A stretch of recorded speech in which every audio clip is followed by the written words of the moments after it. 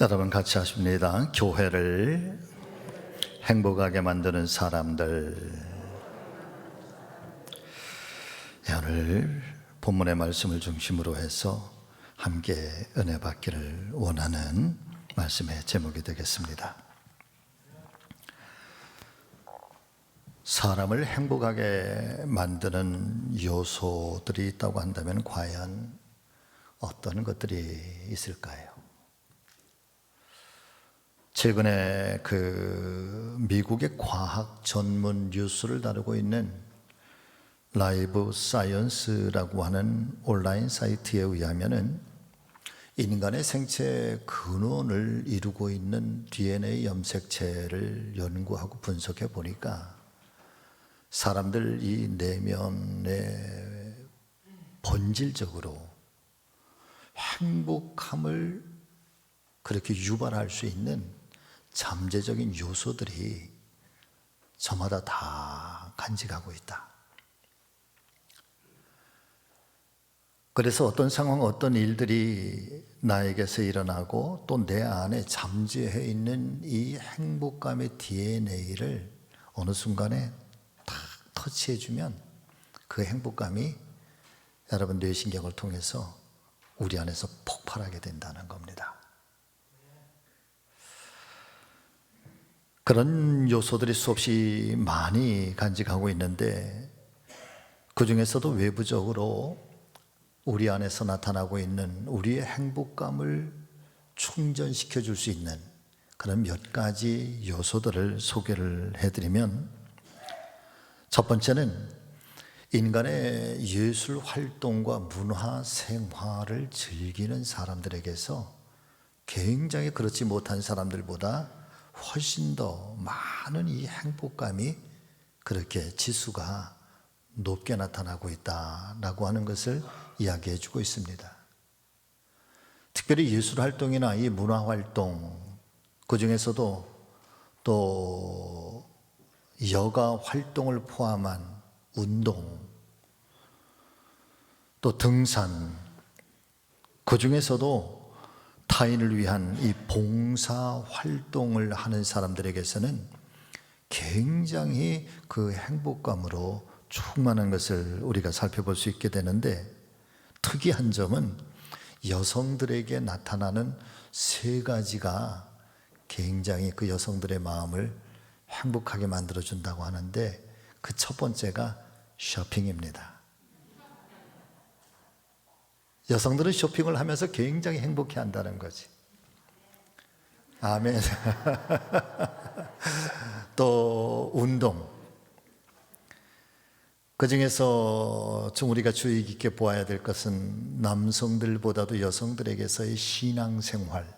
이 신앙생활이 굉장히 자기의 내면 속에 안정과 평화를 주고 행복감을 가져다 준다 이야기를 해주고 있습니다.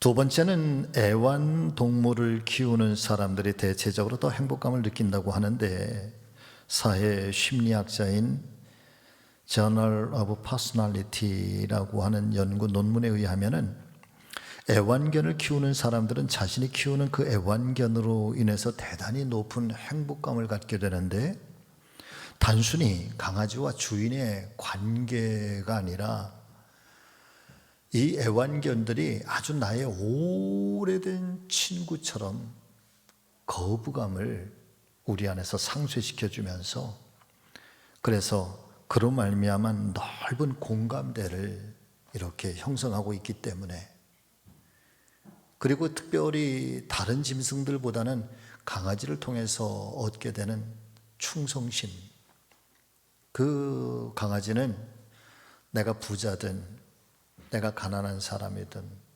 내가 아픈 사람이든 나이가 젊든 나이가 많든 그런 거에 전혀 상관없이 충성하고 사랑하고 따르기 때문에 그 기쁨 때문에 행복감이 충만하게 나타나고 있다라고 하는 것입니다.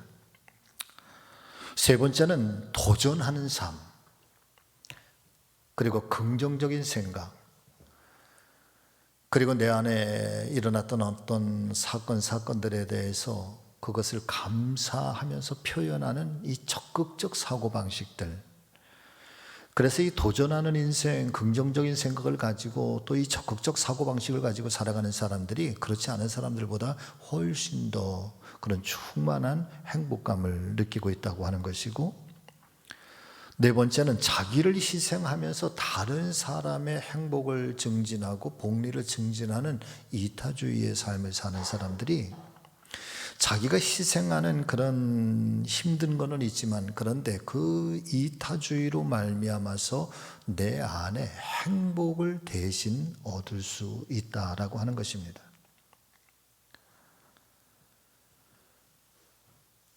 그렇게 남을 사심없이 돕는 사람들이 일반적인 사람들의 평균 수명보다 5 내지 6년 정도 더 높이 더 오래 장수한다라고 하는 결론도 있고, 서로의 인간관계를 훨씬 더 강화시켜 줌으로 인해서 육체적으로나 정신적으로 훨씬 더 건강한 사회생활을 할 수 있게 만들어주고 있다라고 말합니다. 이런 중에서도 우리가 좀 더 유의 깊게 살펴보아야 할 마지막 5번째가 있는데, 그것은 바로 이런 이야기입니다. 여러분 같이 하십니다. 행복에 집착하지 말아야 행복해질 수 있습니다. 나는 행복해지고 말 거야. 나는 절대 행복해야만 돼. 그래서 나는 어떻게 해서든지 행복해지기 위해서 내가 뭘 어떻게 할 수 있을까? 나는 행복해야만 돼. 나는 행복해져야만 돼. 그러면 오히려 그 생각이 내 사슬처럼, 굴레처럼 나를 사로잡고 내가 거기에 얽매이게 돼서 실제적으로는 행복해질 수 없다라고 하는 것입니다. 그래서 덴버 대학교의 이리스 마우스라고 하는 심리학과 교수는 이런 이야기를 합니다. 의도적으로 행복에 집착하는 행위는 오히려 그 자신을 행복하지 못하게 만든다. 그러므로 행복 그 자체를 쫓기보다는 자신을 행복하게 하는 어떤 활동을 추구하라. 그래서 그 소소한 행복이 내 삶을 전체적으로 그렇게 지배하고 다스릴 수 있도록 그렇게 나를 그 삶의 활동 속에 나를 그렇게 던져라. 재미있는 표현이 아닐 수가 없는 것 같습니다.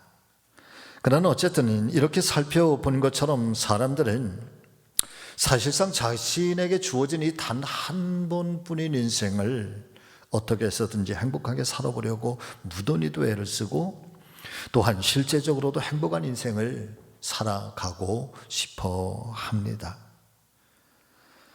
사랑하는 우리 성지 믿음의 가족 여러분, 저는 우리 교회 모든 믿음의 식구들이 저 갓난아이부터 시작해서 모든 어르신들이 이르기까지 삶의 한순간순간들이 이 행복 때문에 감사하고, 행복 때문에 웃을 수 있고, 이 행복감 때문에 평안할 수 있고, 행복 때문에 또 새로운 날들이 기대가 되는 그런 은혜의 성도들이 되시기를 예수님의 이름으로 축원합니다. 축복합니다. 그런데 오늘 말씀을 통해서 함께 은혜를 나누기 원하는 것은, 이제 그런 일상의 소소한 행복들이 나 자신만의 행복을 넘어서 저와 여러분들이 하나님의 사람들, 특별히 그리스도인이고 성도라는 이 사실 때문에, 그렇게 하나님께로부터 받은 이 사랑 때문에, 그 은혜 때문에 내가 행복해졌다라고 한다면, 이제는 힘들고 그 어려운 삶을 살아가고 있는 그 누군가에게, 그 어떤 사람들에게 이 주님의 행복과 사랑을 전해주고 나눠주어야 할 이 영적인 사명과 이 영적인 책임을 우리 모두가 간직하고 있다는 사실을 깨닫게 되면서, 오늘 아침에 우리는 행복한 전도자, 또 행복을 나누는 전도자, 이 사실을 우리 모두가 마음판에 새겨보는 귀한 아침이 되시기를 소망합니다. 여러분 같이 하십니다. 나는 행복을 나누는 전도자입니다. 아멘. 첫 번째는, 당신은 우리 교회를 행복하게 만드는 사람입니다. 오늘 본문의 말씀 22절과 24절의 말씀 우리 한번 다 같이 읽어보도록 하겠습니다. 예루살렘 교회가 이 사람들의 소문을 듣고 바나바를 안디옥까지 보내니 그가 이르러 하나님의 은혜를 보고 기뻐하여 모든 사람에게 굳건한 마음으로 주와 함께 머물러 있으라 고나니 바나바는 착한 사람이요 성령과 믿음이 충만한 사람이라. 이에 큰 무리가 주께 더하여지더라. 사랑하는 가족 여러분, 오늘 우리가 함께 봉독하신 본문의 말씀은 바로 이런 내용을 담고 있습니다. 초대교회 당시에 예루살렘 교회가 굉장히 막 부흥 일로를 걸어가는 그 시점에 사실은 유대인들과 로마는 끊임없이 어떻게 하면 이 교회와 성도들, 특별히 자신들이 십자가에서 죽인 예수 그리스도를 증거하고 그분의 부활을 증거하는 교회를 향한 그런 호시탐탐 핍박과 박해를 준비하고 있었죠. 그러던 중에 7 집사님 중에 스데반 집사님이라고 하는 분이 순교를 당하는 아주 극한적인 상황이 발생하게 되는데, 스데반 집사님의 순교의 사건을 기점으로 이제 본격적으로 초대교회와 성도들이 핍박을 당하게 됩니다. 그렇게 핍박을 당하고 박해를 받는 중에 이 핍박을 피하고 박해를 피해서 소아시아 지역으로 성도들이 흩어져서 피난을 떠나가게 되는데, 그런데 그렇게 피난을 떠났던 그 성도들이 그 피난 간 그 장소, 그 자리에서 여러분, 나는 예수를 안 믿습니다, 나는 복음을 안 믿습니다, 조용히 숨어서 사는 것이 아니라 그분들 가슴 속에 있는 이 복음의 뜨거운 열정을 감출 수가 없어서 그곳에서도 복음을 전하기 시작하고 그곳에서도 예수 그리스도를 증거하기 시작하는데, 안디옥이라고 하는 지역에 여러분, 그때 당시에 구브로와 구레네 출신의 사람들이 그곳에 가서 복음을 전하기 시작하고 교회를 개척해서 설립하기 시작했는데, 그런데 놀랍게도 그 특별히 헬라인들, 이방 사람들이 그 안디옥 교회에 많이 찾아 나오게 되었다. 구원의 역사가 일어나기 시작했다라고 하는 것입니다. 이와 같은 소식을 전해들은 이 초대교회의 모교회였던 예루살렘 교회에서, 이 안디옥 교회에서 굉장히 멀리 떨어진 작은 지역에, 그런데 그렇게 개척돼서 설립된 그 교회가 특별히 이방 사람들이 모여들기 시작하면서 부흥의 역사가 일어난다라고 하는 이 소문이 예루살렘 교회에 전파되기 시작하고, 예루살렘 교회에서 그러면 이 안디옥 교회의 영적인 지도자를 파송을 해야 되지 않겠느냐. 그래서 의논한 끝에 사랑하는 성도 여러분들이요, 바나바라고 하는 사람을 안디옥 교회에 파송하게 된 것입니다. 막 부흥과 성장이 일어나기는 하였지만 그래도 아직 구심점이 없는 그런 안디옥 교회에 바나바가 도착하게 되면서 비로소 안디옥 교회는 구심점을 갖고 조직력이 생겨나고, 그리고 제자 훈련이 일어나기 시작하고, 그러면서 큰 부흥과 성장을 이루어 가게 되는데, 말씀을 보면 처음에는 많은 사람들이 믿고 주님께로 돌아왔다고 했는데 그 다음에는 큰 무리가 주님께로 돌아왔다. 그리고 비로소 처음으로 초대교회의 안디옥 교회의 성도들을 향해서 세상 사람들이 저들은 그리스도인이다, 예수의 사람이다 라고 하는 그런 일컬음을 받게 되었다, 우리에게 증거를 해주고 있는 것입니다. 저는 말씀을 마음판에 새겨보면서 간절한 기도의 제목을 한 가지 간직하게 되었습니다. 그것은 바로 저와 여러분들 한 사람 한 사람 때문에 하나님의 거룩한 교회인 우리 성지교회가 놀라운 부흥과 성장의 역사가 일어날 수 있게 되는 그런 신앙의 주인공들, 하나님의 거룩한 일꾼들 되어 주시기를 간절히 소망합니다. 무엇보다도 하나님의 교회를 행복하게 만들어주는 사람들, 그런 바나바와 같은 사람들이 우리 모두가 한 사람 한 사람 그런 믿음의 사람들 되어주셔서 제 기도는 세상에서 가장 행복한 교회. 할렐루야.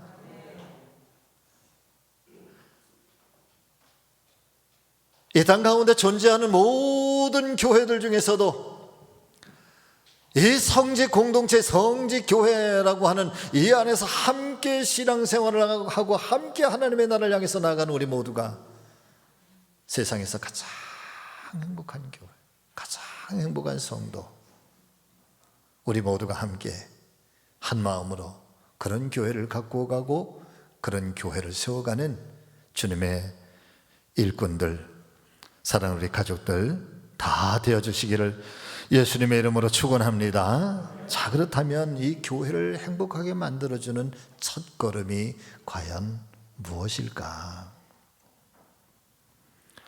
혹여나 그 인생에 넘어진 사람을 일으켜주고 연약한 형제를 돌보아주는 돌봄을 행하는 사람들이, 사랑하는 성도 여러분들이요, 교회를 행복하게 만들고 교회를 부흥시키는 사람인 것을 믿으실 수 있기를 바랍니다. 우리가 예수님의 사람이 되고 또 매 순간마다 거듭나고 매 순간마다 우리의 속사람이 새로워져서 점점 예수 그리스도를 닮아가게 될 때 우리 안에서 가장 강력하게 일어나고 있는 그 변화 중의 변화가 무엇일까?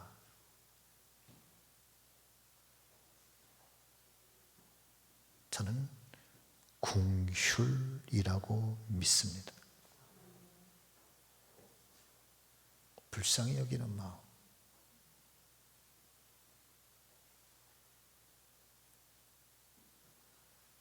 어쩌면 그것이 하나님의 마음이고 그것이 어쩌면 예수 그리스도의 마음이 바로 그것이 아닐까.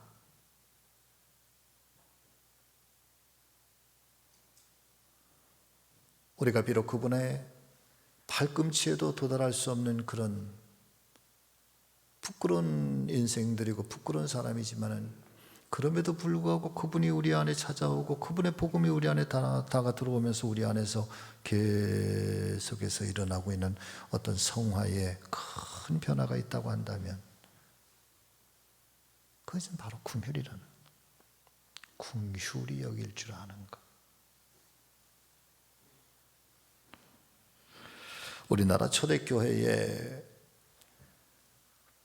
부흥을 굉장히 주도했던 부흥사 목사님 중에 외국인 중에 미국인 중에 밥 피어슨이라고 하는 목사님이 계셨는데, 이 밥 피어슨 목사님이 한국에서 부흥회를 마치고 돌아가시는 중에 홍콩에서 비행기를 갈아타기 위해서 홍콩에서 들렀다가 잠시 일어났던 에피소드를 그분의 책을 통해서 우리에게 들려주시고 있습니다.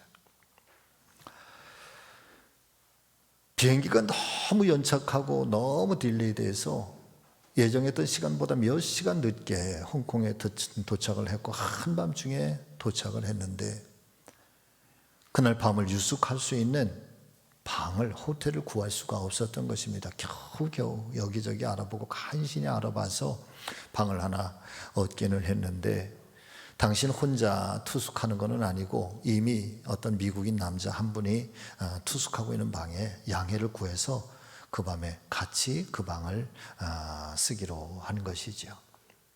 어색한 인사를 나누고 몸도 피곤하고 또 그래서 간이 침대에 얼른 누워서 깊은 잠이 들었는데 한참을 주무시는 중에 보니까 자꾸만 어떤 울음소리가, 굉장히 서글퍼하는 울음소리가 들려와서 이 밥 피어슨 목사님이 깨어나게 되신 것입니다. 깨어나서 보니까 캄캄한데 놀랍게도 그 한 방에 같이 투숙했던 그 남자분이 그렇게 울고 있는 것입니다. 도대체 무슨 일 때문에 이렇게 밤에 잠을 못 주무시고 이렇게 울고 있는가. 그래서 불을 켜고 보니까 깨어서 우시는 게 아니라 이 남자분이 잠을 자면서 그렇게 울고 있는 거예요. 흔들어 깨웠어. 어제 저녁에는 제가 피곤하고 또 귀찮게 해서는 안 되겠다 싶어서 제대로 인사도 못 나누고 이렇게 서로 잠을 잤는데, 사실 저는 바피어슨이라고 하는 목사입니다. 무슨 일이 계셔서 이렇게 주무시면서 이렇게 서글프게 우시는지 모르겠지만 저에게 그 사정을 이야기해 주시면 제가 어떤 도움이라도 드릴 수 있으면 좋겠습니다. 그런 중에 이야기가 시작이 됐는데, 이 남자분은 네팔 선교사님이셨던 거죠. 십수년 전에 네팔에 사명을 가지고 파송을 받아서 최선을 다해서 열심히 사명을 감당했는데 성과가 하나도 없이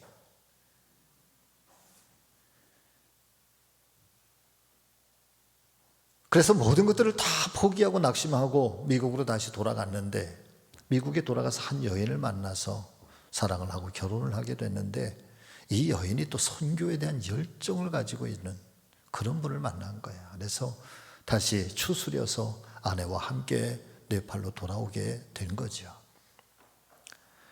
그래서 나름대로 또 다시 새 힘을 얻어서 열심히 감당을 했는데, 그럼에도 또 수년 동안 아무런 열매도 없고 성경을 번역하는 일도 또 현장에 가서 복음을 전하는 일도 정말 자기는 죽을 힘을 다해서 감당을 했는데, 여러분, 네팔이라고 하는 것이 그렇게 쉬운 것이 아닙니다. 그러는 중에 어린 딸이 태어났는데, 하필이면 이 어린 딸이 이제 막 아장아장 걷기 시작할 때 동네 아이들과 함께 놀아준다고 놀다가 그만 흙 속에 있는 나병, 이 문둥병균에 감염이 돼서 이 어린 딸이 문둥병이 오게 된 것입니다.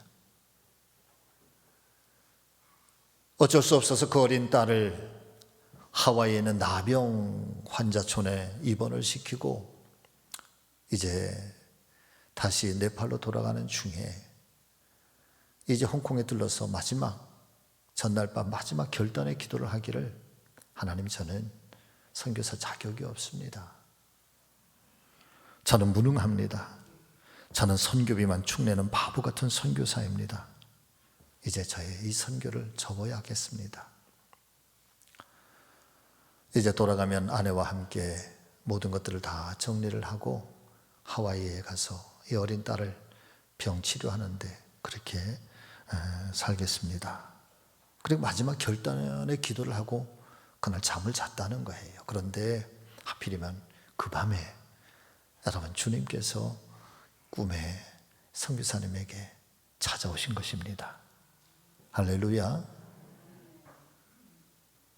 그렇게 찾아오신 예수님께서 자기는 지금까지 그렇게 슬픈 모습을 하고 있는 그 얼굴을 본 적이 없다. 예수님이 그렇게 슬퍼하시면서 그 눈에서 눈물이 뚝뚝 떨어지시면서 선교사님에게 하시는 말씀이, 너마저 이 네팔을 버리고 떠나면 저 불쌍한 영혼들은 어떻게 하겠느냐고 그러시면서 그렇게 예수님이 우시더라는 거죠. 또 이어지는 말씀이, 내가 지금 처한 이 모든 상황들을 내가 잘 알고 있다고, 두려워하지 말라고 그러시면서 예수님께서 이 선교사님을 안아주시는데, 예수님의 품 안에 안겨서 예수님도 울고 자신도 그 처지가 생각나고 예수님의 그 말씀 앞에 너무 부끄러워서 자기도 울고 그냥 그렇게 엉엉엉엉 울었다는 거야. 그러는 중에 사랑하는 성도 여러분들이요, 이 선교사님의 가슴 속에 대모처럼 박혀져 있던 이 좌절감, 절망감들이 평안으로 바뀌어지기 시작하는데, 위로가 되기 시작하는데, 첫 번째 위로는 지금까지 나는 실패했다고, 나는 아무것도 못한 바보 같은 선교사라고 자기 자신을 그렇게 비하했는데, 예수님께서는 아직도 저 영혼들이 있는데 너마저 떠나면 어떻게 하겠느냐고 하시면서 자기를 향한 기대감을 가지고 계셨다는 사실에 위로가 되고, 할렐루야. 또 하나는 내가 지금 처한 이 모든 상황을 내가 너무너무 잘 알고 있다고. 두려워하지 말라고. 그러시면서 말씀하시는 그 말씀 앞에 담대해지기 시작하고 평화가 밀려오기 시작하면서, 그래서 그 말씀이 너무 고마워서 울고, 그러는 중에 바피어스 목사님이 깨어서 일어나게 되었다라고 하는 그런 이야기를 들려주고 있는 것입니다. 사랑하는 여러분, 혹시 여러분들 중에 이 선교사님처럼 이 높은 현실의 담벼락 앞에서 좌절의 눈물을, 또 때로는 절망의 그런 눈물을 흘려본 경험이 있으십니까? 물론 우리 앞에 있는 이 골리앗과 같은 이 삶의 거대한 문제들, 창과 칼을 가지고 득달같이 달려오는 골리앗은 결코 아닐 것입니다. 그러나 때로는 실직이나, 때로는 아픈 질병이나 우울증이나, 또 사업에 실패한 것들이나, 혹은 뜻하지 않게 그렇게 덮어 씌워진 빚더미들이든, 이런 어둠의 이 무기들이 엘라 골짜기에서의 골리앗처럼 오늘 우리의 삶의 현장에, 우리의 삶의 현실에 여러분 아주 비수처럼 우리를 그렇게 공격해 올 때,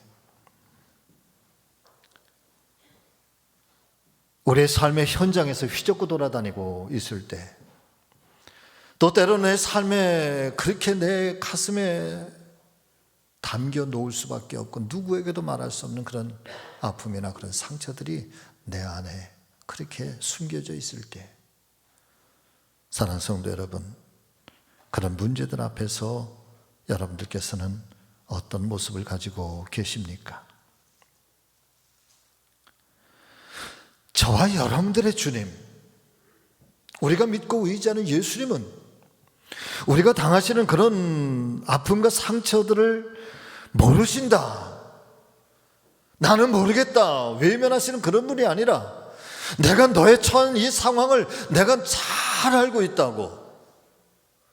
그러면서 내 마음, 내 삶에 지나왔던 그 삶의 순간순간들, 내 삶의 그 발걸음걸음들, 너의 삶의 흔적들을 내가 너무나도 잘 알고 있다고.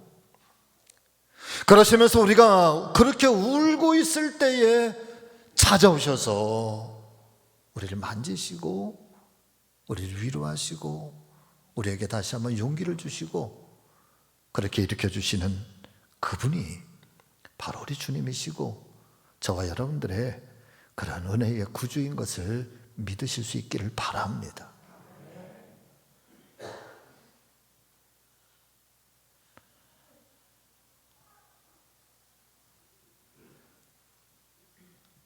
그 은혜를 덧입고 살아가는 저와 여러분들이 감당해야 할 우리의 사명이 있다고 한다면 그것은 바로 긍휼이죠. 연약한 형제를 위해서 기도해주고 일으켜주고 새 힘을 얻을 수 있도록 돌아보아주는 그런 사명이 있다는 사실을 우리 사랑하는 성지 가족들께서는 깨닫게 되시기를 예수님의 이름으로 축원합니다. 이런 분들이 바로 바나바처럼 교회를 행복하게 만드는 분들이. 할렐루야. 두 번째는 여러분 같이 하시죠. 당신은 우리 교회를 어떻게 만들어주는 어떤 분들이시라고요? 진정한 위로자이십니다.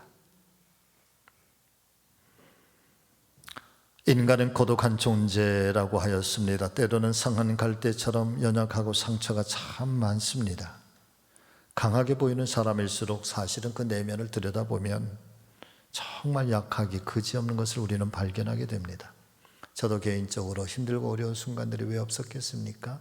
그런데 그런 순간들마다 옆에서 같이 기도해주고 또 용기를 북돋아 주셨던 많은 성도님들이 계셨기 때문에 그런 분들이 힘이 되어 주셔서 그 섬김과 그 사랑 때문에 오늘의 제가 존재하고 있습니다.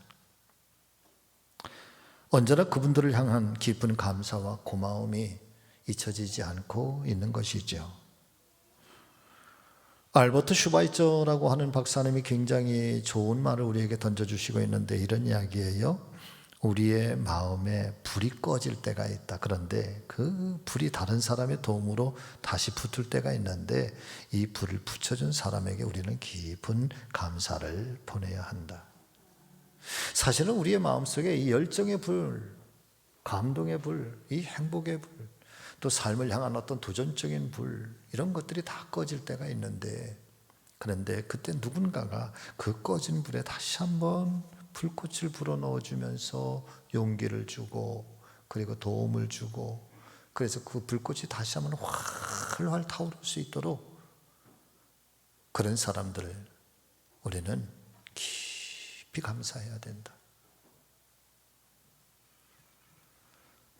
바나바는 초대 예루살렘 교회에서도 아주 중요한 직책을 맡고 있었던 사람이었습니다. 영적 지도자였었습니다. 존경받던 그런 분들입니다. 그 예루살렘 교회에 없어서는 안 될 그런 사람이었습니다. 그런데 사랑하는 성도 여러분, 이 예루살렘 교회에서 그렇게 존중을 받고 없어서는 안 되고 그렇게 높임을 받고 그렇게 추앙을 받던 그런 바나바가 저 변방에 있는 안디옥이라고 하는 이 조그만 교회, 이제 개척된 지 얼마 되지 않은 그 교회, 이제 사람들이 모여들기 시작하지만 그렇게 한 20, 30명, 40, 50명 모이는 그런 교회에 바나바를 그곳으로 가라고 할 때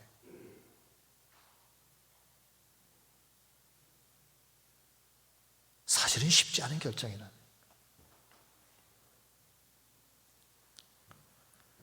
근데 하나님의 말씀이 오늘 이 성경을 통해서 우리에게 증거해 주시고 있는 이 복음의 메시지를 가만히 묵상하면서 깨닫게 되는 것은, 그런데 바나바가 그곳을 향해서 간다는 거야. 기꺼이 간다는 거야. 자신의 명예, 자신의 이름, 자신의 성취욕, 예루살렘 교회라고 하는 큰 교회 속에서 차지하고 있는 그의 영향력, 그런 모든 것들을 다 뒤로 하고 아주 작은 교회, 신앙의 초신자들이 이제 겨우겨우 설립한 교회, 거기를 향해서 바나바가 여러분 기꺼이 떠나가게 되는 것, 도대체 이유가 무엇이었을까? 그것은 바나바 속에 오직 하나님의 영광을 위해서라면, 하나님이 기뻐하시는 일이라고 한다면, 거룩한 교회를 위해서 자기를 희생하는 것이 자신의 인기나 명예나 성취욕, 그 모든 것들보다 복음의 사역이 훨씬 더 소중하게 그는 여기고 있었기 때문이었던 것입니다. 결국은 이 바나바 그리고 바울로 말미암아서 이 안디옥 교회는 세계 선교의, 특별히 이방인들을 위한 세계 선교의 전초 기지가 되고 선교의 중심 센터가 되고, 이 안디옥 교회가 세계를 복음으로 정복시키는 하나님의 나라를 세워가는 가장 중요한 선교의 기지가, 중심 기지가 될 수 있었다라고 하는 것입니다. 저는 이 말씀을 가만히 묵상하면서 그렇군요. 주님, 바나바는 사람을 행복하게 만드는 사람만이 아니라, 여러분 같이 하십니다. 바나바는 하나님을 행복하게 만드는 그런 분이셨습니다. 아멘. 하나님을 행복하게 만드는 사람이 바나바예요. 사람을 행복하게 만드는 건 두말할 것도 없고.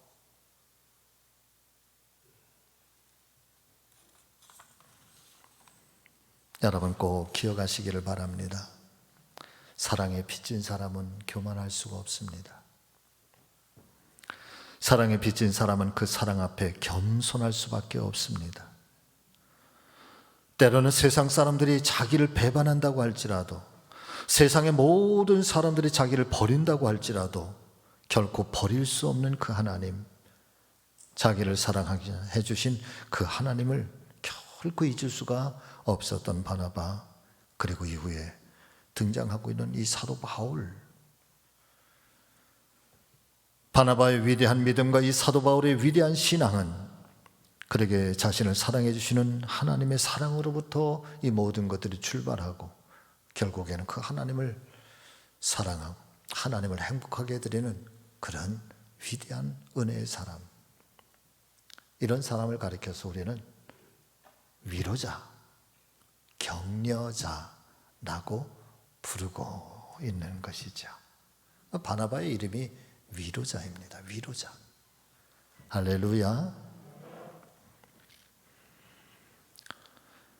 오로지 주님의 교회와 주님의 거룩한 성도들이 행복해지기를 위해서 기꺼이 자신을 초계처럼 던져버릴 줄 알고, 그러나 그런 분들이 기독교 역사에 정말 해와 달처럼 빛이 나서 그분들의 신앙이 오늘의 교회와 오늘의 성도들에게도 가야 할 길을 알려주시고 있는 것. 저는 우리 교회가 그런 교회가 되기를 바라고, 사랑하는 우리 성도님들이 그런 성도님들이 되기를 바라고, 그렇게 우리 모두가 하나님을 행복하게 해드리는 그런 믿음의 가족들이 다 되어주시기를 예수님의 이름으로 간곡하게 부탁을 드립니다. 말씀을 마치겠습니다. 히브리서 10장 24절과 25절 말씀을 보면은 우리가 서로 권하여 모이기를 힘쓰라, 그리고 이어서 사랑과 선행을 격려하라 말씀해 주시고 있습니다. 아마도 현대 교회는 모임은 많을 수 있습니다. 그러나 서로 간의 진실한 격려와 그 사랑은 결핍되어 있는 것 같습니다. 교회를 행복하게 만들었던 바나바와 사도 바울을 통해서 우리가 알 수 있는 것이 무엇일까요? 교회를 어떻게 하면 우리가 행복하게 할 수 있는 것일까? 여러분, 세 가지가 요청이 된다고 보는데, 첫 번째는 서로를 잘 이해하는 것입니다. 그리고 사랑해 주는 것이고, 그리고 받아주는 것입니다. 용납해 주는 것입니다. 그리고 두 번째는 오늘 말씀처럼 위로하고 돌보아 주는 것. 손끝이 행복하기를 바라고, 저와 여러분들의 입술이 신실하기를 바라고, 마지막 세 번째는 우리 교회의 부흥을 위해서 각자의 맡은 바 사명의 자리에서 최선을 다하는 아주 진실한 헌신들, 그것이 감동이 되는 것, 그리고 우리 안에 꺼지지 않는 열정, 이런 것들이 함께 모여서 여러분, 이 지상에 존재하는 최고의 행복한 우리 성지교회가 우리 모두의 사랑과 헌신과 또 돌봄과 위로와 격려로 우리 교회, 그런 교회 갖고 주시기를 부탁드립니다. 기도하겠습니다. 살아계신 아버지 하나님,